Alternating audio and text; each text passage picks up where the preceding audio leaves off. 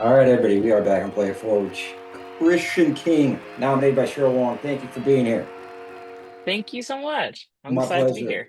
My pleasure. My pleasure to have you on the show, Christian. Loved the film. Can you please introduce yourself and set up the film for us? Yes, absolutely. So, my name is Christian, as you said. I am originally from Georgia, currently based in Brooklyn.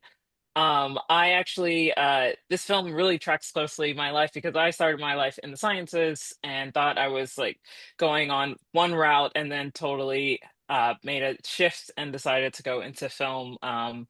And so I've been doing that for the last couple of years. I'm currently working as head of production at There We Go Films, making like branded commercial doc while still like developing feature films as well as trying to work with a lot of my colleagues to develop their projects as well. So, and this film, I made this film. This was the last film that I made in grad school, and it was really important to me. It really was me exploring dramatic comedy and trying to like learn, tell a story that was important to me in terms of like what does Black excellence look like and how that can be the positives and the negatives of that and wanting to explore that in this film. So it's really fun to make and to bring together this group of people to make it. Yeah. Thank you, Christian. The film we're going to be talking about is Twice as Good, and you wrote, directed it, and produced it. It's a very well done film, both as a narrative and as the production value on it. Um, so, that theme of excellence, how has that, and you mentioned Black excellence, but there's Jewish excellence, there's, Chinese Mhm. excellence, there's, immigrant excellence, you name it. There's probably a version of WASP, Anglo excellence as well out there. So it's out there. And, the pressure, and anybody can relate to it, especially those people that either put the pressure on themselves to be perfect Mhm. or have had the pressure put on them to be perfect. And this is just from a different Afro-American lens. And it's the great thing about this movie is the relationship between the mother and daughter. I mean, that's really what stands out as unique. And it has a beautiful, happy ending that is original. And, as we talk about the film and the narrative and the meaning and your life and the reflection between the two, how was your upbringing? Like you said, tracks your life. You were going in the sciences, you took a risk. Now you're, in the filmmaking space. Luckily you have a steady job, atypical, right there. And so, and that, that has its trade-offs, of course. So, um, all that said, to what degree were you pushed in to be excellent, to make the grades, and to be that perfect? And again, the film, it's not the title, right? We always have to explore the titles. Twice as good, right? Mhm.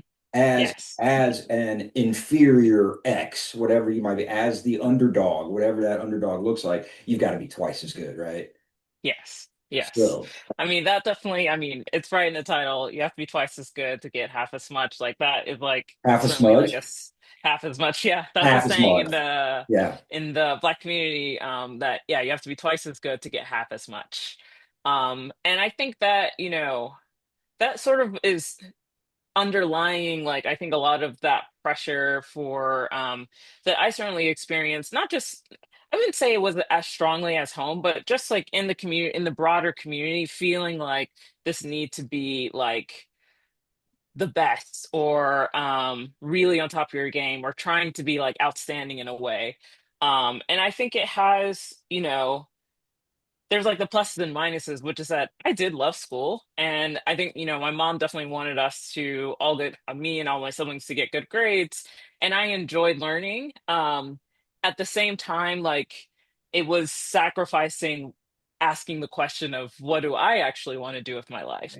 And that's like where those two things can come into conflict because you think excellence means one thing, you have to be a doctor, you have to be a lawyer or something like that. But there's so many different ways in which you can express yourself. And I had to go through that journey, very similar to my main character figured it out a little bit quicker than I did, but I had to go through that same journey of, finally sitting down and asking myself, like, how do I want to spend my life? What do I want to be doing? And actually exploring creativity. I was like very afraid to even explore it. So it took some time to like figure out that actually I can do this, like, and I can try something else, and that's okay. Yeah, and the big hurdle with that is coming up against, in this case, in terms of the narrative, it's disappointing her mother. Hmm. And in general, it is, well, who, how, at what, where do you kind of sacrifice your own desires or your own beliefs, even Right. about what life should be and how Hmm. you want to live it in order to please others. And Yes. that really being like the focal pivotal point of the film and the conflict that this character explores. And she comes to a head where she is so um conflicted and anxiety ridden within that she has no choice but to articulate her own, express her own needs, really. That's what it Yeah. comes down to, expressing her own needs. So the way you see the narrative, and especially the conflict resolution, right? The way the Hmm. conflict is resolved is what is beautiful and unique about the film, um, in my opinion. And so what do you see as the meaning and message of the conflict and the resolution? Yeah. I think, you know, the resolution to me is the physical manifestation of like what's been going on internally with Anne. Um, she's in a way, she's already made this huge decision and just hasn't been able to tell anyone.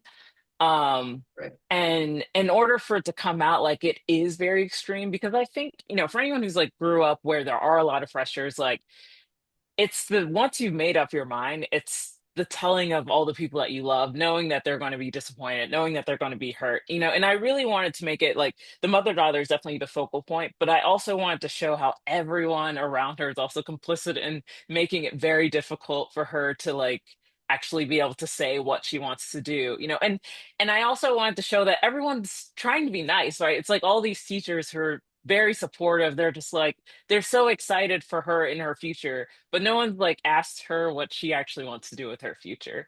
And that's sort of, I wanted to sort of, show how that community involvement actually, like, sometimes we do need to step back, like, and just ask, like, what does this person want to do? Like, how do they want to spend their life? And not just what's my vision for where they should be and what they should do.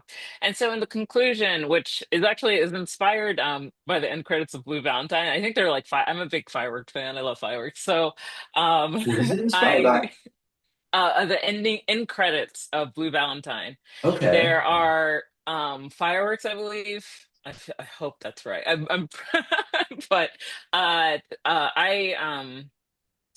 and I, for some reason, I think I was watching that and I just thought of like broken plates and, originally I thought I might have different colored plates, but I decided it actually made more sense for it to feel like it was her grandmother's china. So I thought like we needed to like have like this physical manifestation of like something is going to change. And that to me was like really important because it's sort of, to me, it would be very extreme for like for a black mother to break some plates. So to me it's like a very like Well, strong like my choice for her to make. my favorite line is when she's like, "Not on my kitchen floor," and Yes, yeah. they go outside. I laughed out loud on that. I mean, that takes a lot for me to do that.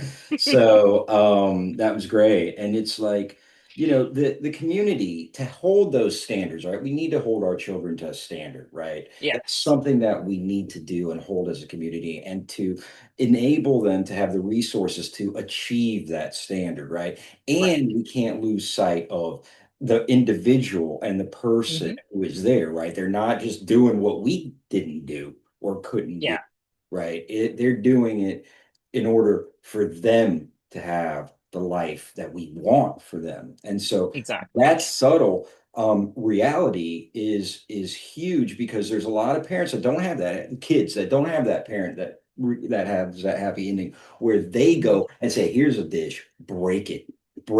Go ahead, you can Yeah. break from the tradition. That's okay." That is very rare, right? And that's Mhm. true love. That is Yeah. real compassion and love. And it's funny because that china is my mom gave me that china. I was like, shit, dude, I've not seen that China. So I don't know. There's a message there for me. But um, so what do you think of that? I think, I was thinking that there's something very generational that I really want to point at. Like, I I have a lot of sympathy for the mom as well because, I there's like a brief moment where you see like these photos of, like she's like the daughter of someone who also like did her best to achieve, and she's Hmm. also the daughter of someone. Hmm. And to me, like that generational really speaks because that's how I Yeah. think about my family. Like my mom was the first one to get her master. She's Mm, like one of eight. And she grew up in rural South Carolina, mm, and like and that allowed us to like be able to excel even further, like and I hope that my kids, whenever I have them, mm. I hope that they also, my dream for them is that they get the choice to do whatever they want to do. And so there's like the standards that you're holding, but you're also trying to you're doing it out of love. Like I think to me that was really important Yeah. to express, and that it is hard to like see someone do something different from what you imagine, which is why like I didn't want the mom to just immediately go like, okay, go do what you want. Like she's still like she's got to wrap her brain around it a little bit because it is hard. Like that parent-child relationship as they become more of their own individual, it's a hard transition. I think everyone has experienced that with their own parents. And both people learning how to express how they feel is like really difficult, but it's more meaningful. And I wanted to show that it is hard to say it, but it's good when it finally does come out. Like that release is very important. To say whatever you have to say. Yeah. So, yeah. Hmm. Yeah. Um, Christian, now after making the movie, it's been said and done. How have you been changed as a person? Honestly, that the process of making that film was amazing for me because I had one goal to make with making that film was I didn't want to leave anything left unsaid. Like I didn't want to leave anything, you know, um, I had edited my previous film or started the editing process for my previous film, and there were so many moments where like I didn't like speak up or didn't say anything or let things slide or whatnot. And I could hear those silences. And when I came to making this film, I was like, I'm never gonna let that happen again. Like I really wanted to make sure it wasn't about the film like whatever happened after I've made the film, I just wanted to feel proud of like actually expressing myself as a creative on set.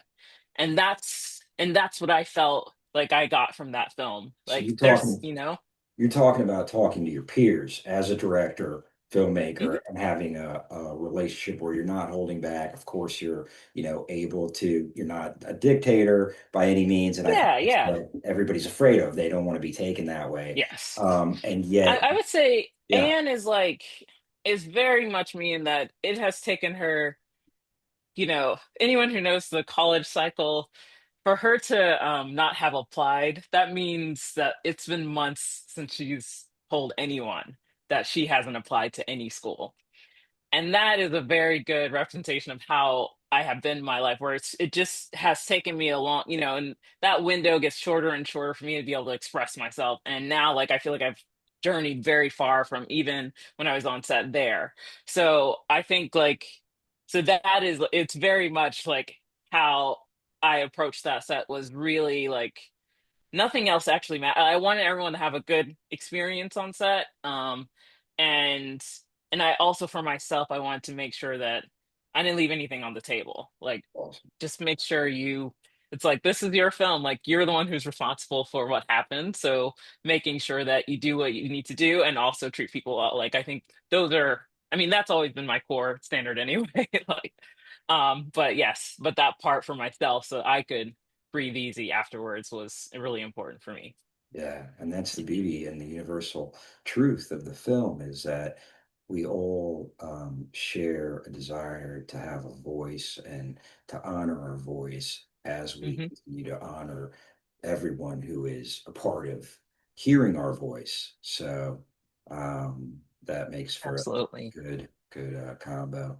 Um, Kristian King, filmmaker, writer, director, and producer. The film is twice as good. You were nominated by Cheryl Long. Thank you so much for being on the show. It was a pleasure. Thank you so much. I really appreciate it. Uh, awesome. All right, everybody, we're out on Play It Forward. Until next time. Peace.